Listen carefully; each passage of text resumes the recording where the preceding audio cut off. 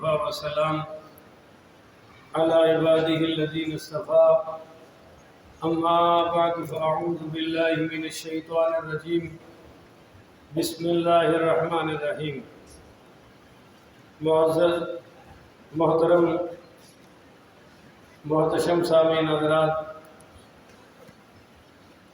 20 اکتوبر ہے 20 اکتوبر،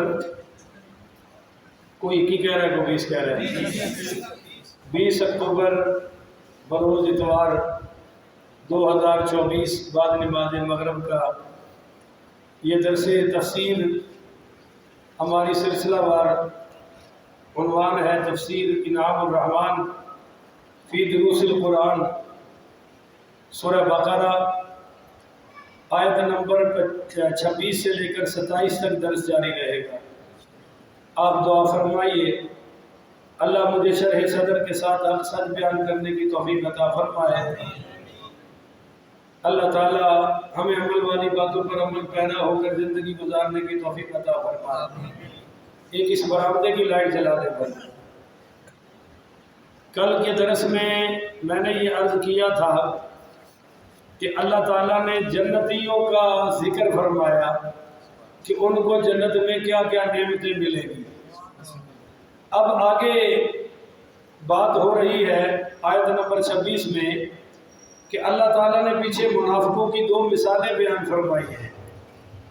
ایک مثال کہ مثلهم كمثل الذي استوقد نارا فلما اضاءت ما حوله، اور دوسری مثال او كصيب من السماء فيه ظلمات ورعد وبرق۔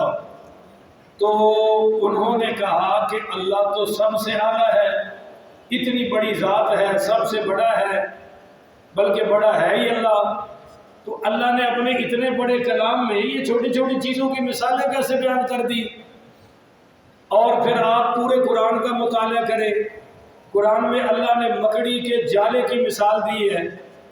مثل الذین اتخذوا من دون اللہ اولیاء کمثل العنکبوت اتخذت بیتا وان اوہن البیوت لبیت العنکبوت۔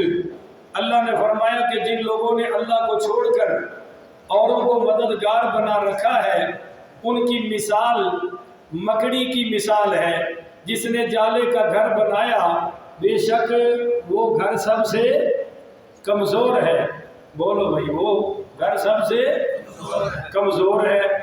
اچھا، ایک مثال اللہ تعالیٰ نے سورہ حج میں دی کہ وَإِن يَسْلُبْهُمُ الذُّبَابُ شَيْئًا لَّا يَسْتَنقِذُوهُ مِنْهُ ضَعُفَ الطَّالِبُ وَالْمَطْلُوبُ، کہ اگر مکھی ان بتوں سے کوئی چیز چھین کر لے جائے تو وہ اس کو اس سے چھڑا سکتے نہیں، تو طالب اور مطلوب دونوں کمزور ہیں۔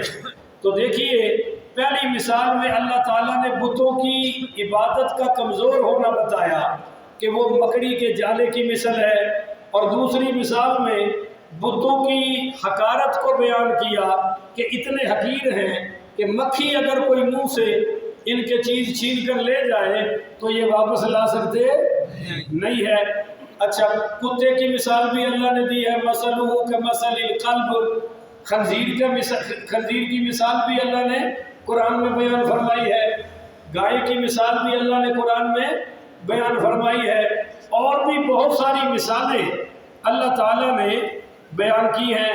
اور نبی کریم رؤوف الرحیم پڑھیے صلی اللہ علیہ وآلہ وسلم نے بھی بہت ساری مثالیں دے دے کر امت کو بات سمجھائی ہے۔ تو کافروں نے یہ اعتراض کر دیا کہ جناب اللہ کا جو کلام اتنا اعلیٰ ہے، اتنا مقدس ہے، اتنا بڑا ہے، تو چھوٹی چھوٹی حقیر چیزوں کا ذکر کیوں آ رہا ہے؟ تو سرکار اللہ تعالیٰ نے جواب دیا کہ ان اللہ لا یستحیی ان یضرب مثلا ما بعودۃ، کہ بے شک اللہ تعالیٰ ہدایت کے سلسلے میں کسی بھی مثال بیان کرنے سے حیا نہیں کرتا۔ سبحان اللہ، کسی بھی مثال کو بیان کرنے سے حیا نہیں کرتا۔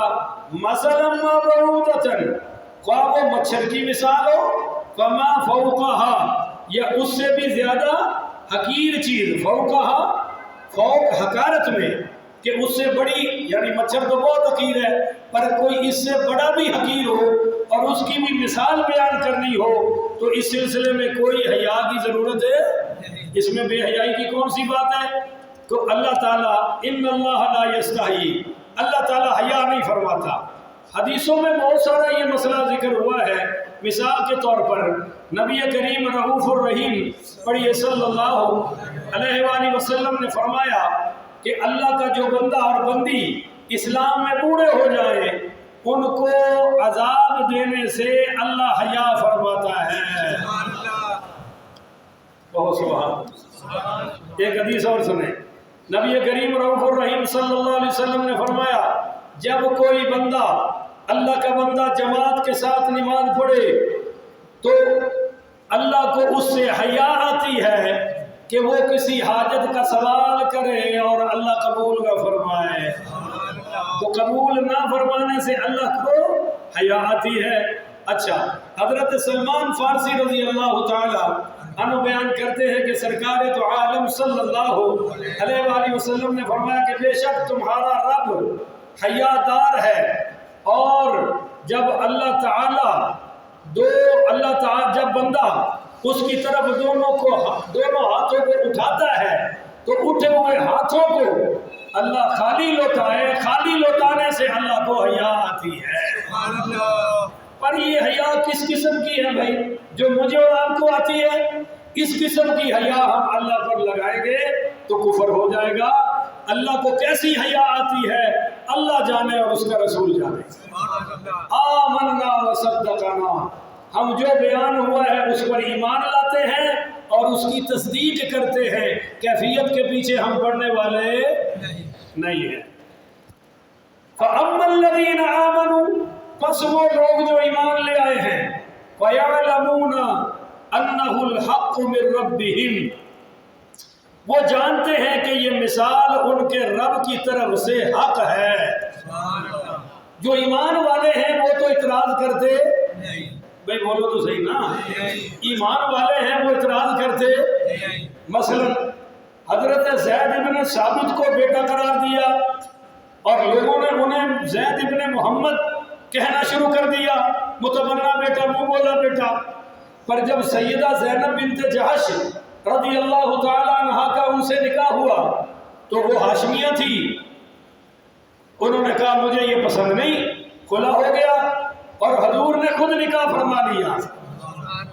اب جو بے ایمان تھے، لفظ بولو، نہیں سارے نہیں بول رہے نا، جو مسلمان نہیں تھے، جو بے ایمان تھے، جو کافر تھے، جو منافق تھے، انہوں نے کیا کہا، وہ جی نونہ نکاح کر لیا، بہو سے نکاح کر لیا، بیٹے کی بیوی سے نکاح کر لیا۔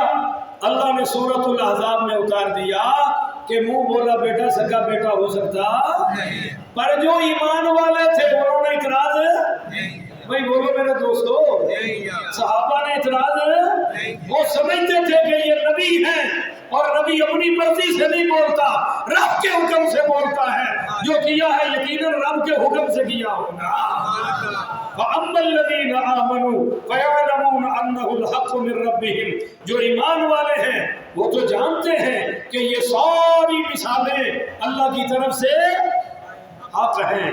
وَأَمَّا الَّذِينَ كَفَرُوا، وہ جو جنہوں نے کفر کیا ہے، فَيَقُولُونَ، وہ کہتے ہیں مَاذَا أَرَادَ اللَّهُ بِهَذَا مَثَلًا، مَاذَا أَرَادَ اللَّهُ بِهَذَا مَثَلًا، اللہ کا کیا ارادہ ہے ان مثالوں کو بیان کرنے سے؟ تو یضل بہ کثیرا، بہت ساروں کو گمراہ کرتا ہے۔ بولو بہت ساروں کو گمراہ کرتا ہے۔ جب بھی آپ نے کوئی کام کرنا ہے، جب بھی دین کا خاص کر مدرسے کا، مسجد کا، تبلیغ کا، دعوت کا، تو گمراہ لوگ انگلیاں اٹھائیں گے، بولو گمراہ لوگ انگلیاں اٹھائیں گے اور وہ کام کریں گے۔ اگر آپ ان کو بلا لیں تو کہتے ہیں نہیں ٹائم نہیں ہے، اگر آپ کہہ دیں کہ بھائی ڈونیشن دے دو، پیسے دے دو، تو کہتے ہیں گنجائش ہے، بلاؤ تو ٹائم نہیں ہے، اور مانگو تو گنجائش نہیں ہے، پر زبان بند نہیں کریں گے۔ یضل بہ کثیرا، اللہ کہتا ہے ان مثالوں سے بہت سو کو گمراہ کرتا ہوں، ویہدی بہ کثیرا، اور بہت ساروں کو ہدایت بھی تو مل جاتی ہے نا۔ مگر ایک قانون بتا دیا کہ وما یضل بہ الا الفاسقین، اور وہ صرف فاسقوں کو ہی گمراہ کرتا ہے، اور کوئی گمراہ ہوتا نہیں۔ فاسق کون ہوتا ہے؟ جو اللہ اور اس کے رسول کا نافرمان ہو۔ بولو جو اللہ اور اس کے رسول کا نافرمان۔ ایک ہے فاسق جس کو آپ کہتے ہیں تغابی، کیا کہتے ہیں؟ تغابی، غفلت سے غلطی ہو گئی، یہ جو غلطی کی نا اس نے دین توڑا ہے، تو یہ فسق ہے۔ فسق کہتے ہیں اللہ اور اس کے رسول کے حکم سے باہر ہو جانا، خلاف ورزی کرنا۔ مگر یہ تغابی ہے، دل میں شرمسار رہتا ہے، اس کو اللہ چاہے تو توبہ کی توفیق دے دے گا، چاہے تو اللہ معاف فرما دے گا۔ اور ایک دوسرا ہے، وہ تغابی نہیں ہے، اس کو کہتے ہیں انہماک۔ بولو کیا کہتے ہیں جی؟ جو گناہوں کا عادی ہو گیا، جس کو گناہوں کی لت پڑ گئی، باز آتا ابھی اس کو اللہ جانے اور یہ جانے کیا حشر ہوگا کیا نہیں، خدا جانے۔ اور ایک تیسرا ہے فاسق جہود، جو تکبر سے نافرمانی کرتا ہے۔ بولو ہاں، آپ اچھا کام کرے نا تو کہتا ہے ساڑھے وجہ تو کر جائے، تیرے نام دیا پٹیاں لگن، اسی لگڑ دینیاں، اسی یہ کام ہوڑ دینا۔ یہ وہ بدبخت ٹولہ ہے جو دیکھتا ہی نہیں کہ کام کون سا ہے، دین کا ہو، اللہ کے نام کا ہو، اللہ کے رسول کے نام کا ہو، انہوں نے صرف ٹانگ اڑانی ہے۔ اللہ کہتے ہیں یہ وہ بے ایمان ہیں جو ہمیشہ گمراہ ہو گے، کبھی ہدایت پر آ سکتے۔ وما یضل بہ الا الفاسقین، یہ ہیں وہ فاسق، اڑی والے، ضد والے، جو کبھی بھی ہدایت پر آ سکتے۔ الذین ینقضون عہد اللہ من بعد میثاقہ، جو اللہ سے خوب پکا کرنے کے بعد عہد کو توڑتے ہیں۔ فاسق کون ہے؟ جو اللہ سے عہد کرنے کے بعد میثاقہ، ایک وعدہ ہے، آپ کہتے ہیں میں یہ کروں گا، میرا وعدہ ہو گیا۔ ایک میثاق ہے جو اللہ کے نام پر قسم اٹھا کے آپ کہتے ہیں اللہ کی قسم، اللہ گواہ ہے میں اس کی خلاف ورزی نہیں کروں گا، اللہ گواہ، اس کو کہتے ہیں میثاق۔ وَإِذْ أَخَذَ اللَّهُ مِيثَاقَ النَّبِيِّينَ، اللہ کا عہد کون سا ہے کہ ہمارا الستُ بربکم، رب کون ہے؟ بھائی سارے بولو، اتنے تسی بولے ہیں تے قبر وچ بولنا ہے، بولنا ہے کہ سر ہلانا ہے؟ نہیں، کی کرنا ہے؟ مر ربو کے جواب وچ اے ہوئے گا ربی اللہ، یہ پہلا عہد ہے۔ دوسرا جو نبیوں سے لیا، اور تیسرا اللہ تعالیٰ نے ہر تمام اہل کتاب سے لیا کہ میرے نبی یہ صفتیں ہیں، جیسے ظہور ہو جائے کلمہ پڑھ کے مسلمان ہو جانا۔ اور ہم نے بھی کلمہ پڑھ کے بہت سارے وعدے کر رکھے ہیں، بولو بہت سارے وعدے۔ اب بے پرد عورت کو کہتے ہیں پردہ کرو، کہتی کلمے میں دکھاؤ۔ حضرت عبداللہ ابن مسعود رضی اللہ تعالیٰ عنہ نے، ایک عورت نے پلکنگ کی ہوئی تھی، پلکیں بنائی ہوئی تھی، اس سے کہا یہ حرام ہے، اللہ کے نبی نے لعنت فرمائی ہے۔ تو وہ اس عورت نے ذرا سمارٹنس دکھائی، سیدنا عبداللہ ابن عباس جیسے عالم دین کو، کہنے لگی قرآن میں کہاں آیا ہے کہ پلکیں نہیں بنانی چاہیے؟ حضرت عبداللہ ابن مسعود نے فرمایا قرآن میں بھی آیا ہے۔ چل قرآن میں بھی کہنے لگی کہاں آیا ہے؟ تو کہا ما آتاکم الرسول فخذوہ، اللہ نے نہیں فرمایا جو میرا رسول دے دے وہ لے لینا، تو جو حکم رسول ہے وہی تو حکم قرآن ہے۔ کوئی سمجھ آئی ہے نہیں آئی؟ تو یہ اصل مسئلہ ہے۔ آگے سے کہنا قرآن دکھاؤ، حدیث دکھاؤ، بھئی ایک عالم دین بات کر رہا ہے تو وہ قرآن حدیث سے ہی بات کرے گا نا، تو اللہ کے وعدوں کو نہ توڑے۔ ہاں میں کہہ رہا تھا، اب ہم کہتے ہیں نماز پڑھو، وہ کہتے ہیں کلمے میں نماز کا ذکر کدھر ہے؟ یہ میرے ساتھ بحث ہو چکی ہے ایک یونیورسٹی میں، تو میں نے کہا بھائی نکاح کیسے ہوتا ہے؟ تو انہوں نے کہنے لگے جی قبول کیسے ہوتا ہے؟ بس یہی نکاح ہے۔ اب باقیہ نے کوئی نہیں آکھیا جڑے بولے ہی نہیں۔ بھائی نکاح کیسے ہوتا ہے؟ قبول ہے، 3 بار لڑکی کہتی ہے قبول اور 3 بار لڑکا کہتا ہے بس نکاح ہو گیا۔ 2 گواہوں کی شرط ہے جی، 2 ادھر سے ہو جائے 2، باقی مجھے آپ کو نکاح کی شرط دکھائیں۔ کلمہ پڑھاتے ہیں ہم اپنی تسلی کے لیے، نکاح کا حصہ نہیں ہے۔ وہ جو خطبہ پڑھا جاتا ہے وہ بھی مطلب ہے نکاح کا حصہ مستحب ہے، نہ پڑھو تو کوئی مسئلہ نہیں ہے۔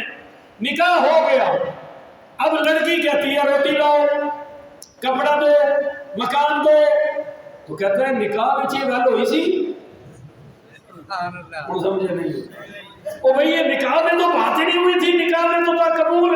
تو سمجھدار کہتا ہے بیٹا جب تم نے کہا تھا نا اس کو قبول، تو یہ ساری باتیں اس میں آ گئی۔ جب پڑھ لیا لا الہ الا اللہ محمد رسول اللہ تو اللہ کا ہر حکم بھی آ گیا اور سرکار کا ہر حکم بھی اس میں آ گیا۔ الذین ینقضون عہد اللہ من بعد میثاقہ، یہ گمراہ ہوتے ہیں جو اللہ کے وعدوں کی بھی پرواہ کرتے، وَيَقْطَعُونَ مَا أَمَرَ اللَّهُ بِهِ أَن يُوصَلَ، اور ان کو توڑتے ہیں جن کو اللہ نے جوڑنے کا حکم ہے۔ پڑوسیوں کے حقوق جوڑنے کا حکم ہے یا توڑنے کا؟